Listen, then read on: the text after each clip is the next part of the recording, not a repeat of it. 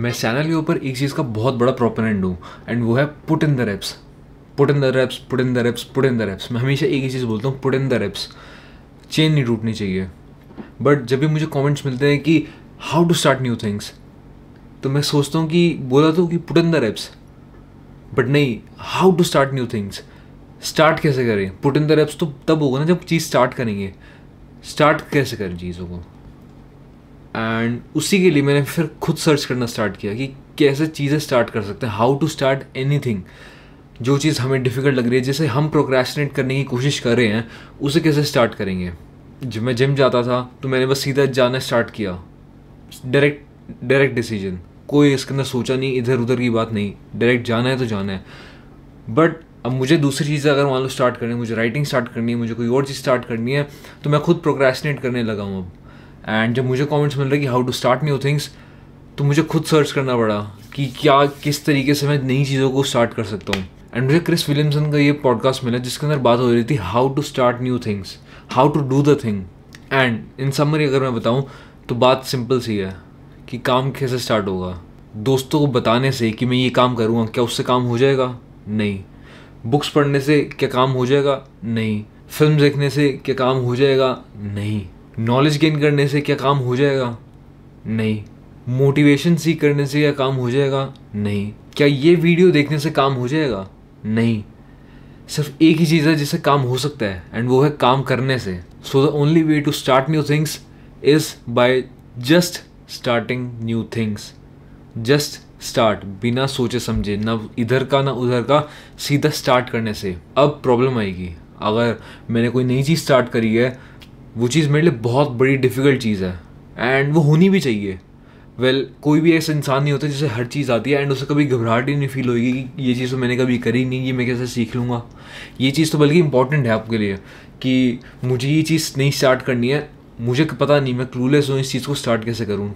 तो उस फीलिंग को रोको मत, उस फीलिंग को आने दो। डर लगेगा, तो अब डर लगेगा तो उसका सॉल्यूशन क्या है? उसका एक ही सोल्यूशन है कि ये जो चीज़ है ये आपके लिए पेनफुल है एंड सेक्रीफाइस मांग रही है, but it's up to you कि आप उस चीज़ को इंजॉयबल बना सकते हैं। एंड इंजॉयबल से मेरा मतलब ये नहीं कि आप उससे प्लेजर सीख करने लग जाए, कि अगर आपको पढ़ाई करनी है तो अपने बीच में उसके अंदर कुछ गेम्स ऐड करने की कोशिश करी कि मैं 5 मिनट पढ़ूंगा और 5 मिनट गेम खेलूंगा, 20 मिनट पढ़ूंगा एंड 5 मिनट गेम खेलूंगा। इस तरीके से नहीं।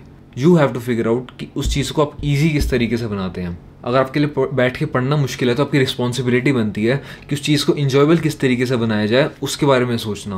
एंड वो आप किस तरीके से कर सकते हैं वो आपके ऊपर है, but that's the main thing कि उससे इंजॉयबल किस तरीके से बनाया जाए।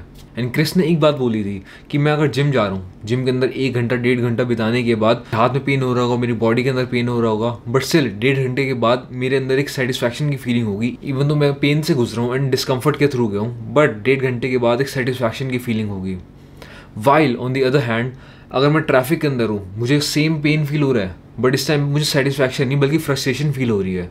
एंड ये कैसे? एंड ये चीज़ है about framing the situation which you are in. आप जिस सिचुएशन के अंदर हैं, आपका माइंड जिस सिचुएशन के अंदर है, आप उसको फ्रेम करके अपनी रियलिटी चेंज कर सकते हैं। तो बेसिकली अगर मैं जिम के अंदर पेन फील कर रहा हूँ तो मैंने उसे सेटिस्फैक्शन से रिलेट कर लिया, वाइल अगर मैं ट्रैफिक के अंदर पेन फील कर रहा हूँ मैंने उसे फ्रस्ट्रेशन से रिलेट कर लिया। तो अगर हम अपने ब्रेन के अंदर के फ्रेमिंग को चेंज करें, फ्रेमिंग पैटर्न को चेंज करने की कोशिश करें, तो उससे हम पेन की जगह पे सेटिस्फैक्शन फील कर सकते हैं।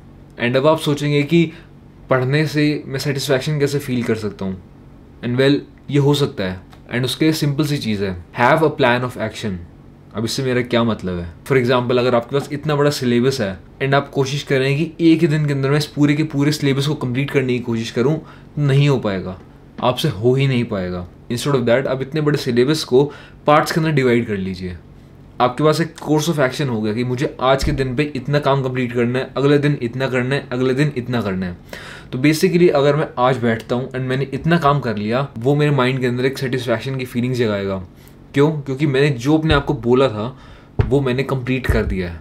एंड अब आपके मन में क्वेश्चन आएगा कि मेरे से अगर ये चीज़ नहीं हो पाई तो मैं तो बहुत बड़ा फेलियर हूँ, मैंने कुछ कर ही नहीं पाया, मैं मिजरेबल हूँ, मैंने अपने आप को जो प्रॉमिस किया था मैं वो तक नहीं रख पाया, मैं तो बेकार आदमी हूँ।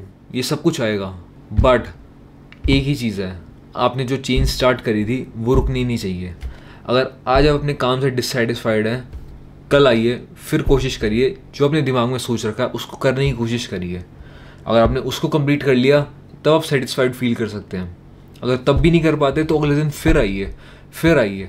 जो आपसे एक दिन काम नहीं हो पा रहा, आपका माइंड आपको और बहाने देगा उस काम को ना करने के लिए, छोड़ने के लिए। आप अपनी नज़रों के अंदर अपनी सेल्फ रिस्पेक्ट को खुद कम करने लग जाएंगे। बट इंस्टेड अपने आप को चांस ही मत दीजिए अपनी सेल्फ रिस्पेक्ट कम करने के लिए। कल फिर से आइए एंड फिर से शो अप करिए। जैसे आप शो अप करेंगे, आपके मन में एक ही टारगेट होना चाहिए उस काम को कंप्लीट करने का।